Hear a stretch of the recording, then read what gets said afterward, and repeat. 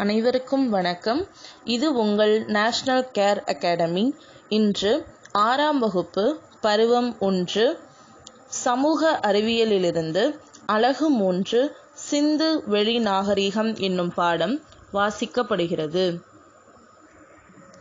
தொடக்கத்தில் மனிதர்கள் குழுக்களாக வாழ்ந்தார்கள். அக்குழுக்களில் இருந்து சமுதாயங்கள் உருவாகின. பின் அவை சமூகங்களாக வளர்ந்து காலப்போக்கில் நாகரிகங்களாயின. மக்கள் ஏன் நதிக்கரையில் குடியேறினார்கள்? மனிதர்கள் தங்கள் குடியேற்றங்களாக நதிக்கரைகளை கீழ்க்கண்ட காரணங்களுக்காக தேர்ந்தெடுத்தார்கள். வளமான மண், ஆறுகளில் பாயும் நன்னீர் குடிப்பதற்கும் கால்நடைகளின் தேவைகளுக்கும் நீர்ப்பாசனத்திற்கும் பயன்பட்டன. போக்குவரத்துக்கு ஏற்ற வழியாக இருந்தன. ஹரப்பா புதையுண்ட நகரம். ஹரப்பா நகரின் இடிபாடுகளை முதலில் சார்லஸ் மேசன் என்ற ஆங்கிலேயர் தமது நூலில் விவரித்தார். அவர் கிழக்கிந்திய கம்பெனியில் பணிபுரிந்த படைவீரரும் ஆராய்ச்சியாளரும் ஆவார். அவர் தற்போது பாகிஸ்தானில் உள்ள இந்தியாவின் வடமேற்கு பகுதியில் பார்வையிட்ட போது சில செங்கல் திட்டுகள் இருப்பதை கண்டார். அந்த பாழடைந்த செங்கற்கோட்டை உயரமான சுவர்களுடனும் கோபுரங்களுடனும் ஒரு மலை மீது கட்டப்பட்டுள்ளது என குறிப்பிட்டார். இதுதான் ஹரப்பா இருந்ததற்கான முதல் வரலாற்று ஆதாரம். 1556 பொறியாளர்கள் லாகூரிலிருந்து கராச்சிக்கு ரயில் பாதை அமைக்கும் பொருட்டு நிலத்தை தோண்டிய பொழுது அதிகமான சுட்ட செங்கற்கள் கண்டறியப்பட்டன. அவர்கள் அவற்றின் முக்கியத்துவத்தை உணராமல் அவற்றை ரயில் பாதைக்கு இடையில் போடப்படும் கற்களுக்கு பதிலாக பயன்படுத்தினர். 1920 தொல்பொருள் ஆய்வாளர்கள் ஹரப்பா மற்றும் மொஹஞ்சதாரோ நகரங்களை அகழாய்வு செய்ய ஆரம்பித்தனர்.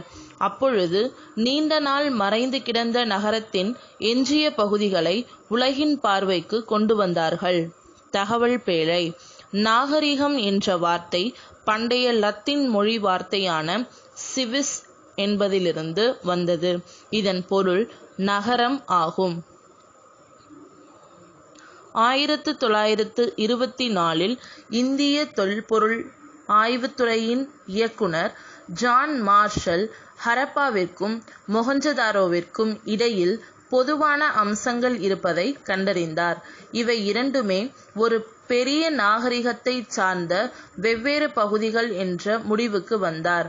ஹரப்பாவிலும் மொஹஞ்சதாரோவிலும் கண்டுபிடிக்கப்பட்டுள்ள மட்பாண்டங்களுக்கிடையே சிறிய அளவு வேறுபாடு இருப்பதை ஆராய்ச்சியாளர்கள் கண்டறிந்தனர். எனவே ஹரப்பா நாகரிகம் மொஹஞ்சதாரோவை விட பழமையானது என முடிவுக்கு வருகின்றனர். கால வரையறை. புவி எல்லை தெற்கு ஆசியா. காலப்பகுதி வெண்கல காலம். காலம் பொது ஆண்டுக்கு முன் 3300 முதல் 1900 வரை கதிரியக்க கார்பன் வயது கணிப்பு முறை மூலம் முடிவு செய்யப்பட்டது. பரப்பு 13 லட்சம் சதுர கிலோமீட்டர். நகரங்கள் 6 பெரிய நகரங்கள். கிராமங்கள் 200க்கு மேற்பட்டவை. தொல்லியலாளர்கள் எவ்வாறு புதையுண்ட நகரத்தை கண்டுபிடிக்கிறார்கள்? அகழ்வாராய்ச்சியாளர்கள் செங்கற்கள், கற்கள், உடைந்த பானை ஓடுகள் போன்றவற்றை ஆராய்ந்து அவை பயன்படுத்தப்பட்ட காலத்தை அறிந்து கொள்கிறார்கள். பண்டைய இலக்கிய ஆதாரங்களை பயன்படுத்துகின்றனர். வான்வழி புகைப்படங்கள் மூலம் புதையுண்ட நகரங்கள் மற்றும் இடங்களின் மேற்பரப்பை கண்டறிந்து கொள்கிறார்கள். நிலத்தடியை ஆய்வு செய்ய காந்த புல வருடியை அதாவது மேக்னெட்டிக் ஸ்கேனரை பயன்படுத்துகின்றனர். எஞ்சிய தொல்பொருட்கள் புதையுண்டு இருக்கின்றனவா இல்லையா என்பதை ரேடார் கருவி மூலம் அறிய முடியும். ரேடார் என்பது தொலை நுண்ணுணர்வு முறை எனப்படும். தகவல் பேழை. வெண்கல காலம். மக்கள் வெண்கலத்தாலான பொருட்களை பயன்படுத்திய காலம் ஆகும். இந்திய தொல்லியல் துறை ASI அதாவது ஆர்கியாலஜிக்கல் சர்வே ஆஃப் இந்தியா 1861 ஆண்டு அலெக்சாண்டர் கன்னிங்ஹாம் என்ற நில அளவையாளர் உதவியுடன் நிறுவப்பட்டது. இதன் தலைமையகம் புதுதில்லியில் உள்ளது. இந்திய எல்லைக்குள் கண்டுபிடிக்கப்பட்ட இடங்கள் தொல்பொருள் ஆய்வாளர்கள் இந்திய எல்லைக்குள் ஹரப்பா நாகரிகம் இருந்த இடங்களை கண்டுபிடித்துள்ளனர். ஹரப்பா நாகரிகம். நகர நாகரிகம். ஹரப்பா நாகரிகம் ஒரு நகர நாகரிகம் எனலாம்.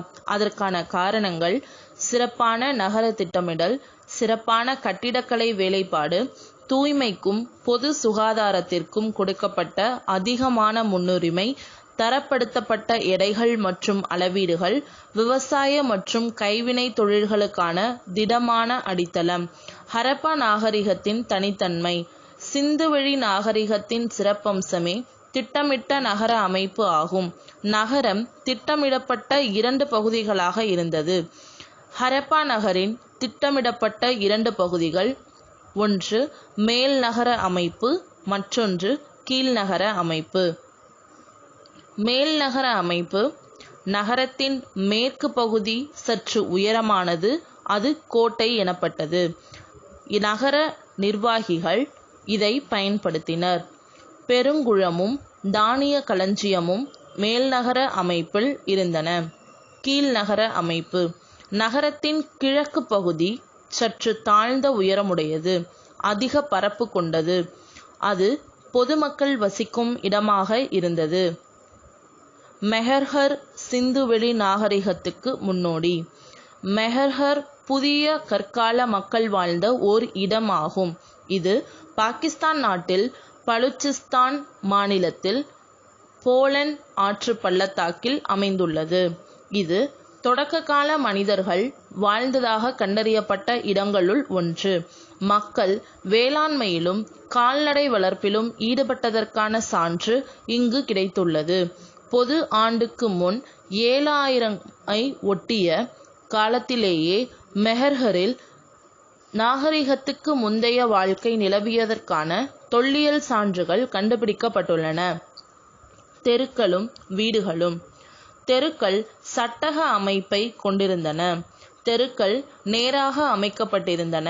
அவை வடக்கு தெற்காகவும் கிழக்கு மேற்காகவும் சென்றன. ஒன்றை ஒன்று செங்கோணத்தில் வெட்டிக்கொள்ளும்படியும் இருந்தன. சாலைகள் அகலமாகவும் வளைவான முனைகளை கொண்டதாகவும் இருந்தன. வீடுகள் தெருக்களின் இரு ஓரங்களிலும் சீராக அமைக்கப்பட்டிருந்தன. வீடுகள் 1 அல்லது 2 மாடி அடுக்குகளை உடையனவாக காணப்படுகின்றன. பெரும்பாலான வீடுகள் பல அறைகளையும் ஒரு முற்றத்தையும் ஒரு கிணற்றையும் கொண்டிருந்தன. ஒவ்வொரு வீட்டிலும் கழிவறையும் குளியலறையும் இருந்திருக்கின்றன. வீடுகள் சுட்ட செங்கற்களாலும் சுண்ணாம்பு கலவையாலும் கட்டப்பட்டிருந்தன. சூரிய வெப்பத்தில் உலர வைக்கப்பட்ட செங்கற்களும் பயன்படுத்தப்பட்டன. பெரும்பாலான செங்கற்கள் சீரான அளவுகள் உடையதாகவே இருந்தன. கூரைகள் சமதளமாகவே இருந்தன. அரண்மனைகளோ வழிபாட்டு தலங்களோ இருந்ததை தீர்மானிக்கக்கூடிய ஆதாரங்கள் எதுவும் கிடைக்கவில்லை. உங்களுக்கு தெரியுமா, கட்டடங்கள் கட்டுவதற்கு ஏன் சுட்ட செங்கற்கள் பயன்படுத்தப்படுகின்றன? ஏனென்றால் அவை வலுவானவை, கடினமானவை, நிலைத்து நிற்கக்கூடியவை, நெருப்பை கூட தாங்குபவை. மேலும் அவை நீரினால் கரைவதில்லை. கழிவு நீர் அமைப்பு. ஏறத்தாழ எல்லா நகரங்களிலும் மூடப்பட்ட கழிவு நீர் வடிகால் அமைப்பு இருந்தது. வடிகால்கள் செங்கற்களை கொண்டும் கல் தட்டைகளை கொண்டும் மூடப்பட்டிருந்தன. வடிகால் கழிவு நீர் தேங்காமல் செல்ல வசதியாக லேசான மின்சரிவை கொண்டிருந்தது. கழிவுப் பொருட்களை அப்புறப்படுத்துவதற்கான துளைகளும் சரியான இடைவெளியில் அமைக்கப்பட்டிருந்தன. வீட்டிலிருந்து கழிவுநீர் பல தெருக்களின் கீழ் அமைக்கப்பட்டிருந்த குழாய்கள் மூலமாக முக்கிய வடிகால்களை சென்றடையுமாறு அமைக்கப்பட்டிருந்தது. ஒவ்வொரு வீட்டிலும் திடக்கழிவுகளை தேக்குவதற்கான குழிகள் இருந்தன. அவை திடக்கழிவுகளை தேக்கி கழிவு நீரை மட்டும் வெளியேற்றின. பெருங்குளம். இந்த பெருங்குளமானது நன்கு அகன்று செவ்வக வடிவில் அமைந்திருந்த நீர்த்தேக்கமாகும். இது நகரின் நடுவில் அமைக்கப்பட்டுள்ளது. நீர் கசியாத கட்டுமானத்துக்கான மிக பழமையான சான்று எனலாம். இக்குளத்தின் சுவர்கள் சுட்ட செங்கற்களால் கட்டப்பட்டு நீர் கசியாமல் இருப்பதற்காக சுவரிலும் தளத்திலும் பல அடுக்குகள் இயற்கை தார் கொண்டு பூசப்பட்டிருந்தது. வடபுறத்திலிருந்தும் தென்புறத்திலிருந்தும் குளத்திற்கு செல்ல படிக்கட்டுகள் அமைக்கப்பட்டுள்ளன. குளத்தின் பக்கவாட்டில் 3 புறமும் அறைகள் உள்ளன. அருகில் இருந்த கிணற்றில் இருந்து நீர் இறைக்கப்பட்டு பெருங்குளத்தில் விடப்பட்டது. உபயோகப்படுத்தப்பட்ட நீர் வெளியேறவும் வகை செய்யப்பட்டிருந்தது. தானிய களஞ்சியம். தானிய களஞ்சியம் செங்கற்களால் அடித்தளமிடப்பட்ட பெரிய உறுதியான கட்டட அமைப்பு. இவை தானியங்களை சேகரித்து வைப்பதற்காக பயன்படுத்தப்பட்டன.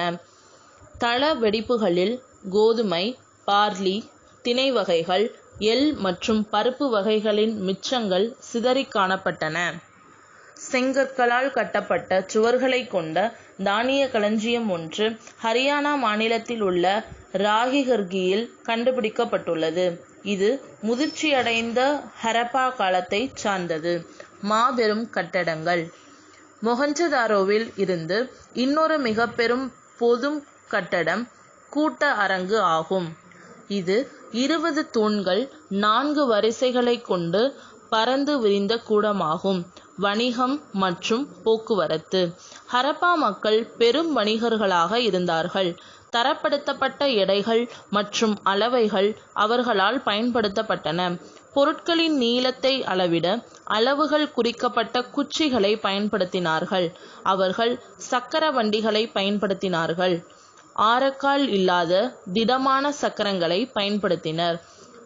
மெசபடோமியாவுடன் விரிவான கடல் வணிகம் நடைபெற்றிருக்கிறது. சிந்துவெளி முத்திரைகள் தற்கால ஈராக், குவைத் மற்றும் சிரியா ஆகிய பகுதிகளை குறிக்கும். பண்டைய மெசபடோமியாவில் உள்ள சுமேர் பகுதிகளில் கிடைத்துள்ளது. இதை உறுதிப்படுத்துகிறது.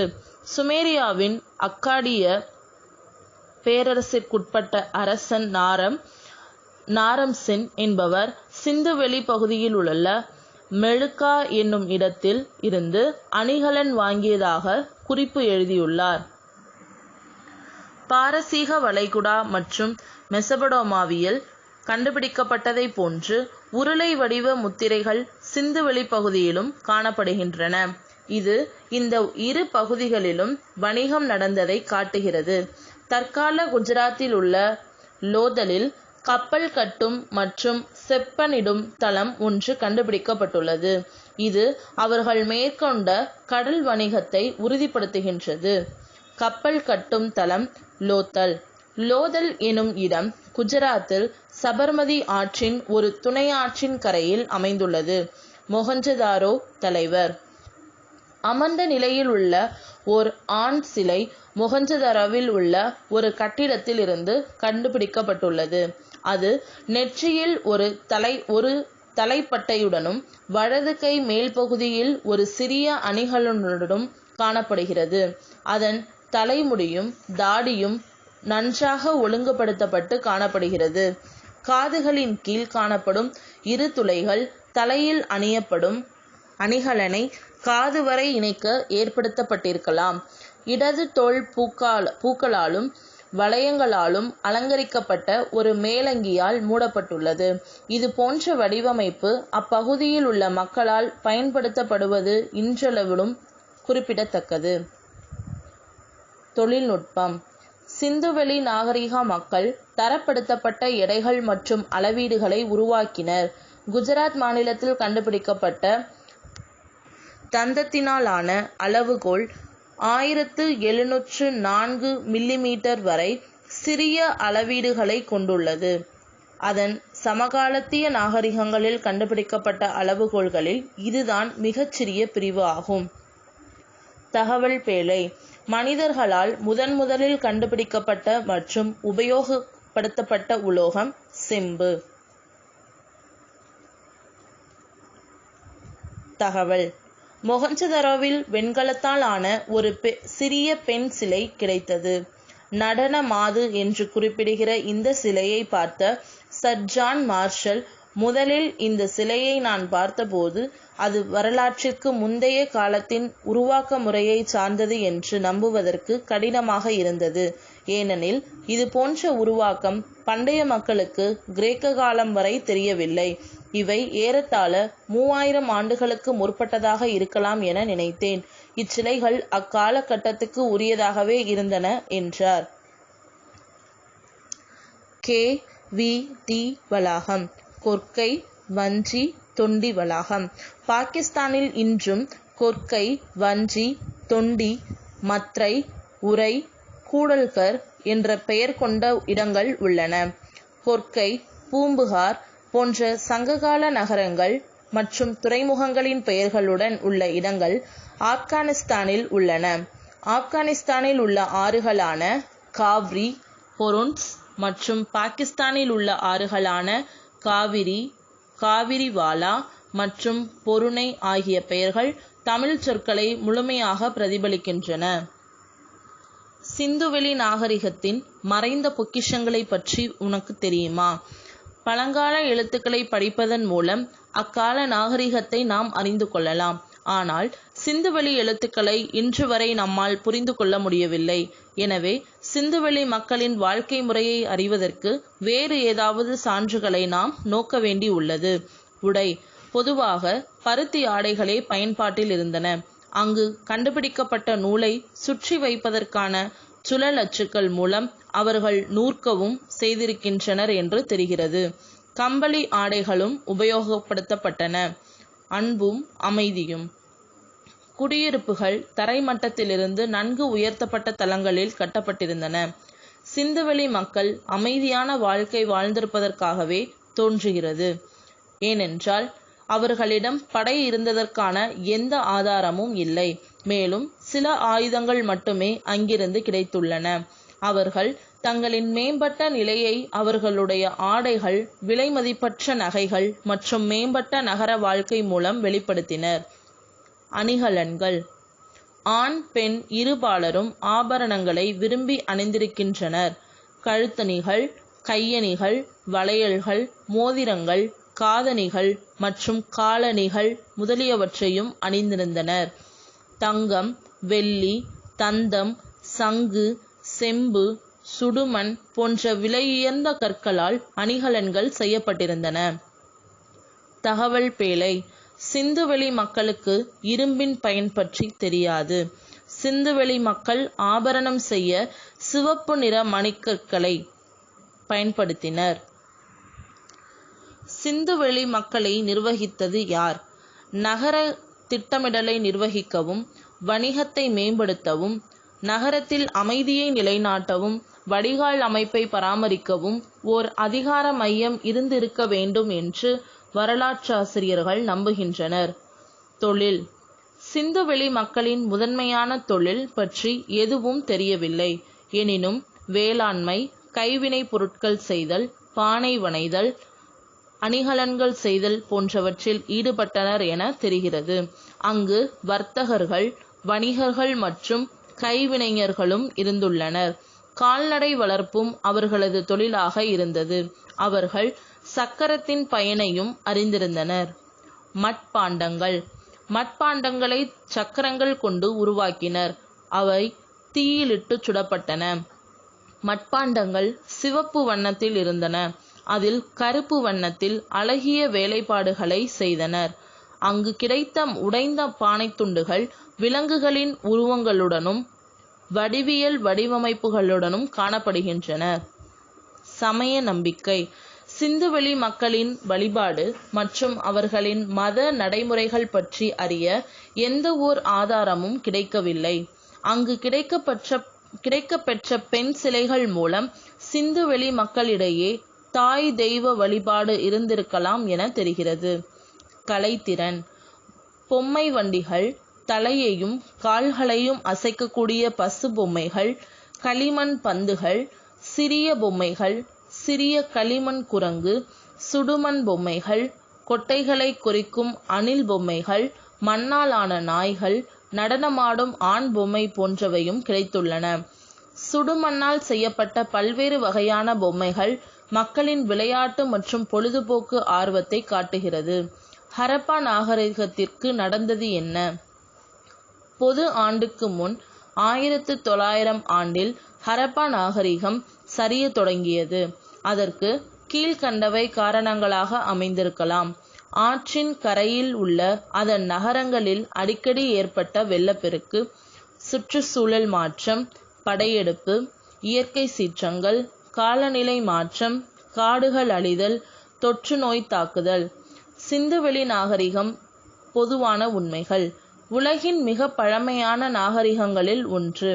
பழமையான 4 நாகரிகங்களில் பெரிய பரப்பளவு கொண்டது. உலகின் முதல் திட்டமிடப்பட்ட நகரங்கள்.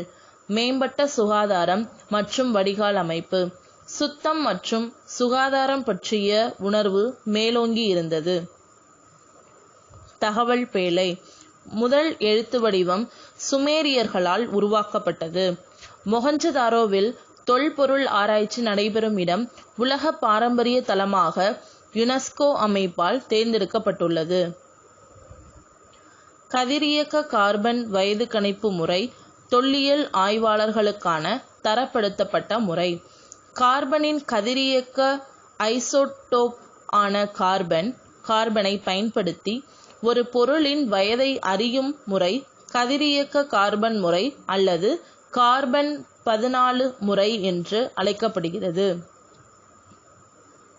மீள்பார்வை. எப்பொழுது மனிதன் நிலையாக வாழ ஆரம்பித்தானோ அதுவே நாகரிகத்தின் தொடக்கமாக குறிக்கப்பட்டது. நாகரிகம் வளர ஆற்றங்கரைகள் முக்கிய பங்கு வகித்தன. ஹரப்பா நாகரிகம் ஒரு நகர நாகரிகம் ஆகும். நன்கு திட்டமிடப்பட்ட நகரங்களும் சரியான கோணங்களில் ஒன்றை ஒன்று வெட்டுகின்ற அகலமான சாலைகளும் மூடப்பட்ட வடிகால் வசதிகளும் இருந்தன. மக்களிடையே வியக்கத்தக்க பொறியியல் திறனும் இருந்திருக்கிறது. மொஹஞ்சதாரோவில் காணப்படுகின்ற பெருங்குளமே உலகின் முதலில் கட்டப்பட்ட பொது குளம் ஆகும். நாகரிகத்தின் பரப்பளவு.